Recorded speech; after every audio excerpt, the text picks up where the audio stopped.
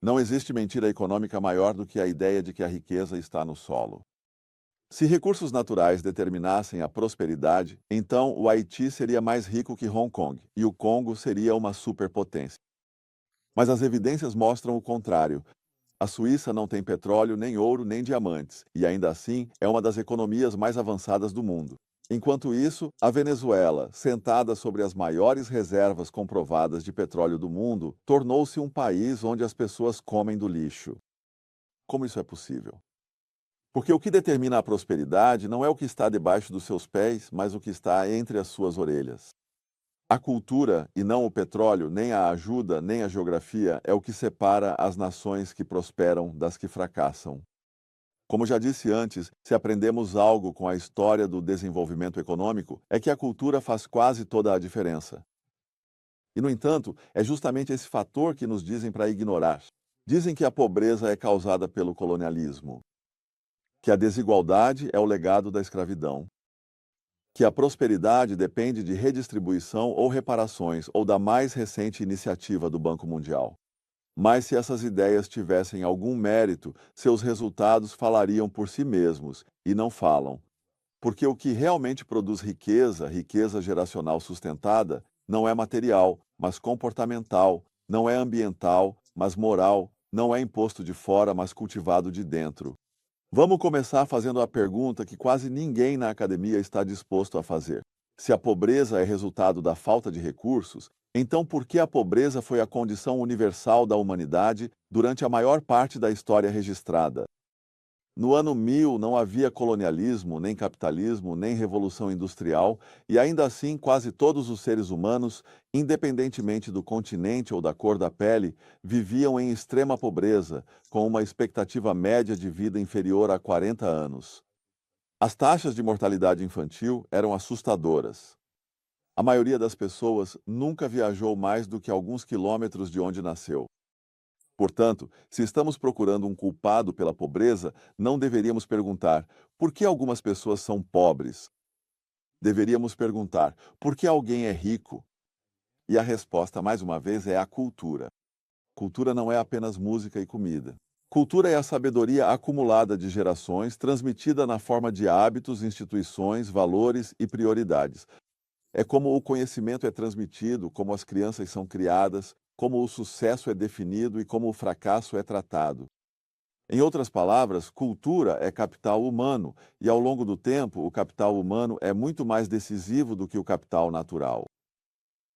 Veja o Japão, uma nação insular sem reservas significativas de petróleo, sem grandes depósitos de ferro ou ouro e completamente devastada pela Segunda Guerra Mundial, com duas de suas cidades arrasadas por bombas atômicas. No entanto, na década de 1980, o Japão tinha a segunda maior economia do mundo. Isso foi resultado de ajuda estrangeira? Não. Foi resultado de fatores culturais, uma ética de trabalho incansável, um compromisso nacional com a educação e uma ênfase na coesão social, disciplina e autocontrole. Esses não são recursos naturais, esses são recursos culturais. Agora, contraste isso com a Nigéria, um dos maiores produtores de petróleo do planeta, e ainda assim, ano após ano, a Nigéria está entre os países com piores índices do mundo em infraestrutura, alfabetização, expectativa de vida e percepção de corrupção. Isso não tem a ver com raça, não tem a ver com imperialismo. Não se trata de instituições internacionais impedindo a Nigéria de avançar. Trata-se de cultura. A economia nigeriana, por exemplo, é assolada por tribalismo, nepotismo e uma mentalidade de curto prazo, onde a riqueza é extraída, não criada. Uma sociedade que recompensa o poder em vez da produtividade ou favorece privilégios em vez do mérito, nunca se tornará próspera, não importa quantos recursos possua. Ainda não está convencido de que a cultura importa mais do que os recursos? Então considere a imigração. Se a pobreza fosse puramente ambiental ou estrutural, os imigrantes de países pobres permaneceriam pobres, não importa para onde fossem, mas não é isso que vemos. Leve imigrantes chineses para o Sudeste Asiático.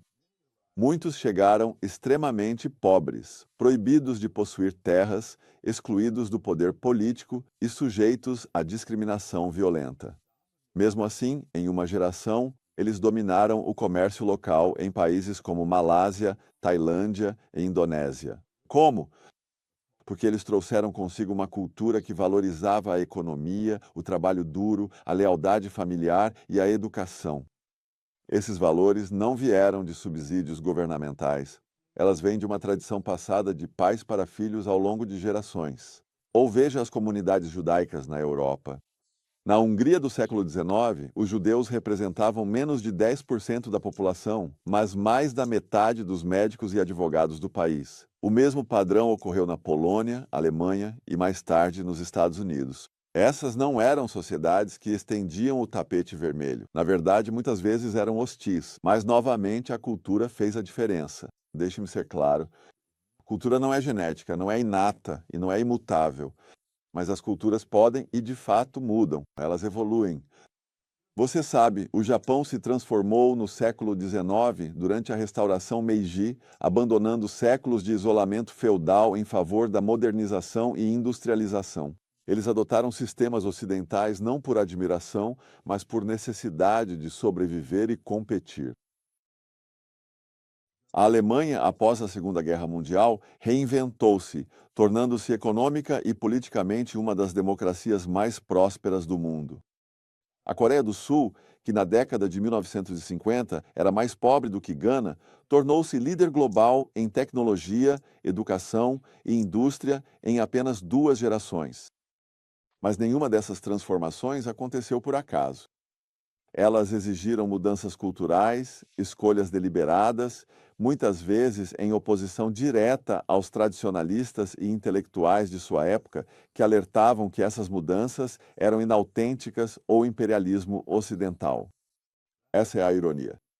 As mesmas pessoas que hoje pregam o relativismo cultural, que insistem que todas as culturas são igualmente válidas, acabam promovendo estagnação e pobreza justamente nas comunidades que afirmam proteger. Quando você defende uma cultura de fatalismo, corrupção ou violência tribal como apenas diferente, você não está respeitando essa cultura. Você está aprofundando seus fracassos. Então, por que tantos na academia e na mídia ignoram a cultura? Porque é muito mais fácil culpar a pobreza por algo externo.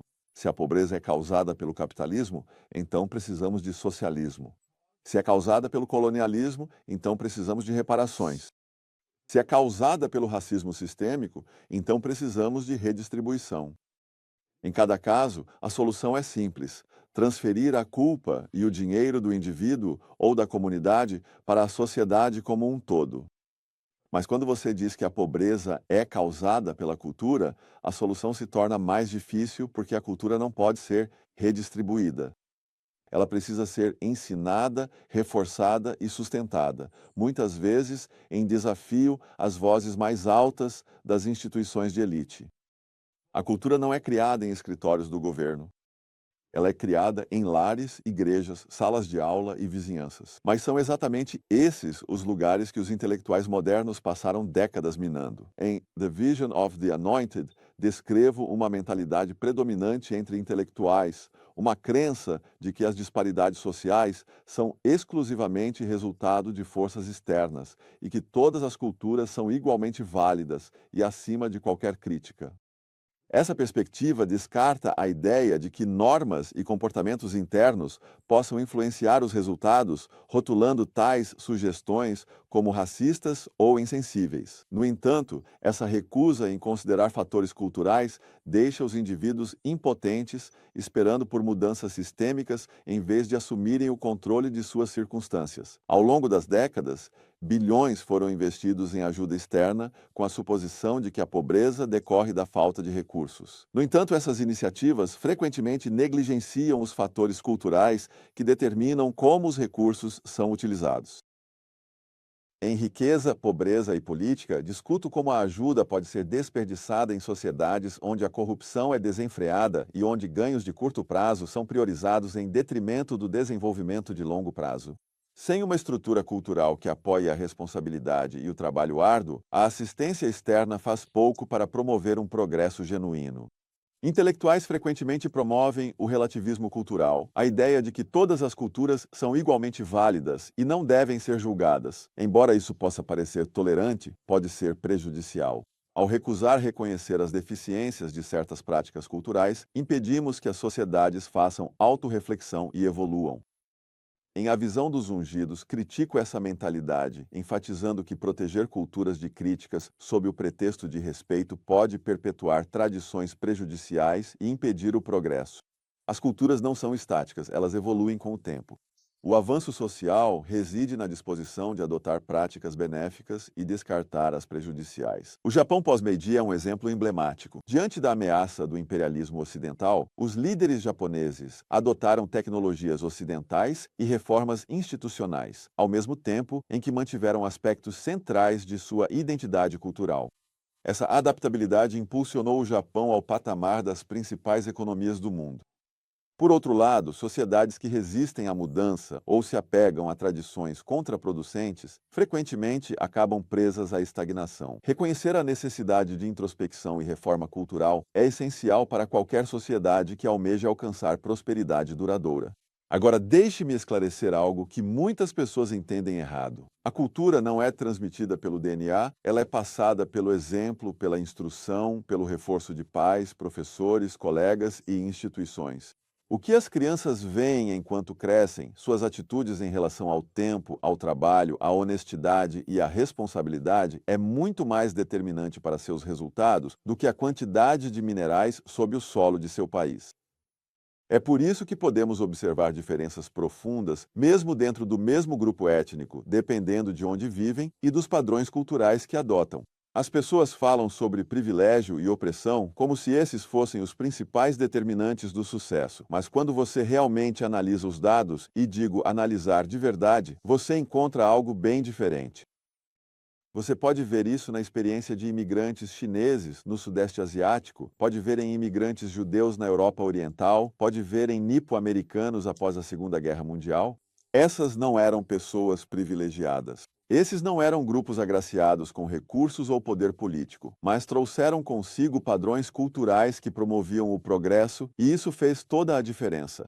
Em Intelectuais na Sociedade, eu alertei sobre a influência excessiva de pessoas cujo único produto são ideias, muitas vezes ideias ruins, sem consequências por estarem erradas. Uma das piores ideias deles é que qualquer crítica à cultura é inerentemente opressora ou racista. Isso protege normas disfuncionais de qualquer análise, ao mesmo tempo em que difama quem ousa fazer as perguntas difíceis.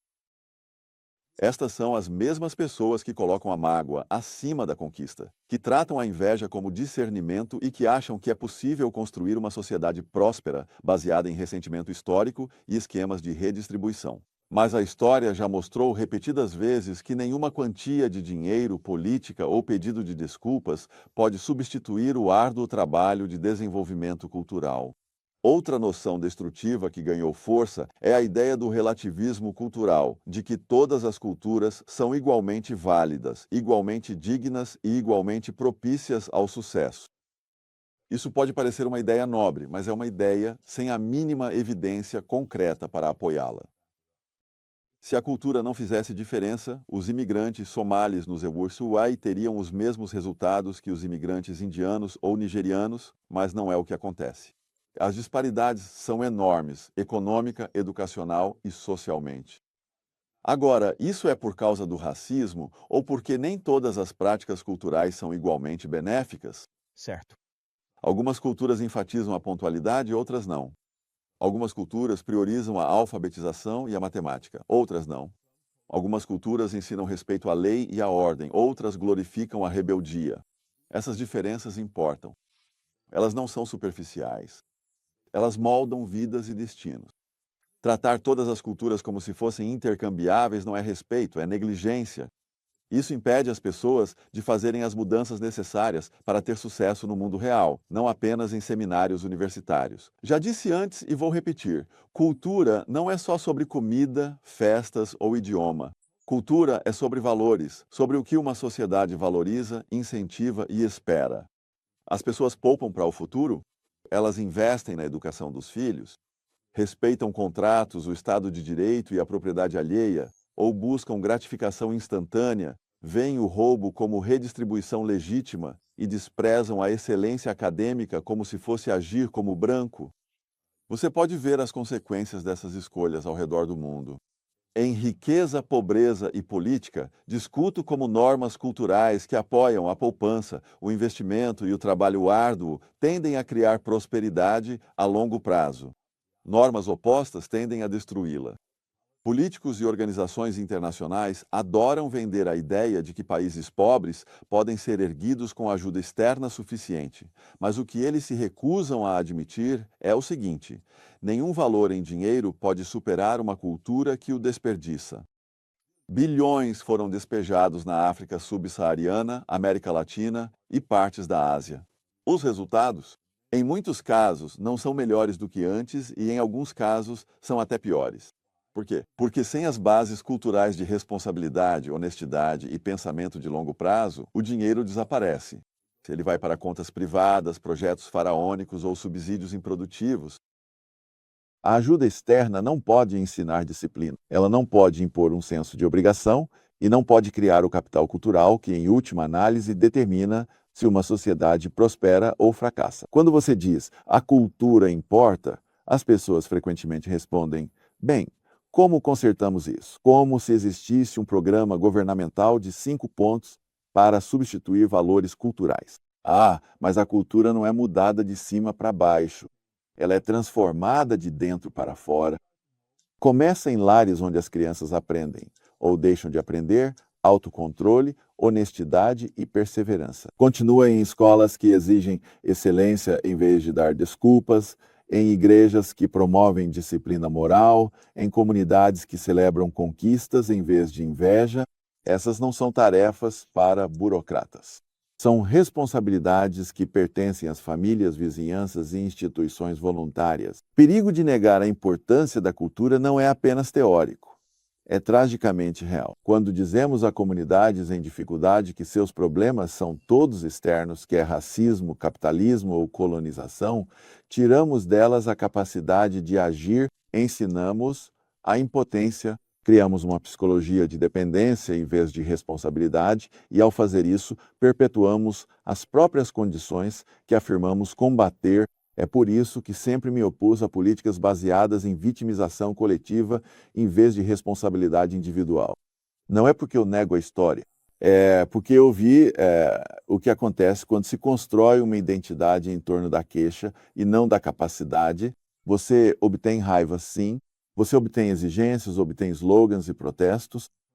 Você não obtém progresso. É preciso coragem para dizer isso. É preciso honestidade e é preciso disposição para desafiar as elites que dizem que o autoexame é traição. Mas, a longo prazo, esse é o único caminho possível.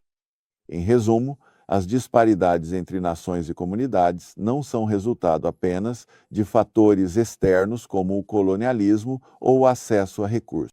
Elas estão profundamente enraizadas em valores culturais, normas e comportamentos. Reconhecer o papel fundamental da cultura não significa ignorar as injustiças históricas. Pelo contrário, isso ressalta a importância da transformação interna como catalisador do progresso.